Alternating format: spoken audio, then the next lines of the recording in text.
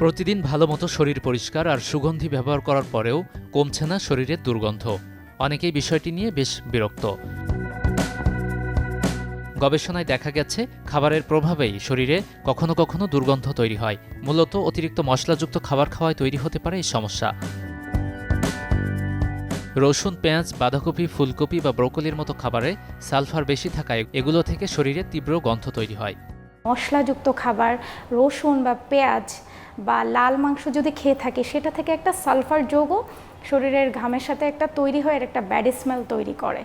এবং একই সাথে যদি আমরা ফাস্ট ফুড রিলেটেড খাবার বা ফ্যাট জাতীয় যে খাবারগুলো যদি বেশি খেয়ে থাকি, এটা আমাদের বডিতে টক্সিনটাকে জমে রাখতে সাহায্য করে এবং এটা থেকে একটা দুর্গন্ধ তৈরি হয়।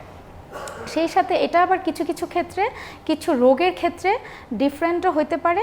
যেমন ধরেন যদি কোনো ডায়াবেটিকের পেশেন্ট থাকে বা লিভারের কোনো পেশেন্ট থাকে, তাদের ওই স্মেলটা আবার এটা একটা চিকিৎসা সুলভ হতে পারে, ওইটা একটু ডিফারেন্ট ইস্যু। খাদ্যাভ্যাসে পরিবর্তন আনলে আবার ফিরে আসতে পারে শরীরের স্বাভাবিক গন্ধ। টক জাতীয় খাবার খাওয়া, পরিমিত পানি পান সুস্থতার পাশাপাশি শরীরের গন্ধ ঠিক রাখে, এমনটা জানালেন পুষ্টিবিদ।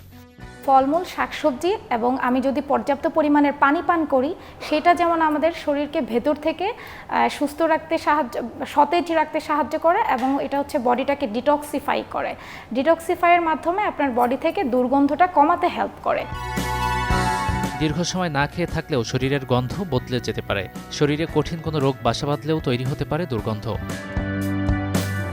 গাজী আনিস, চ্যানেল 24।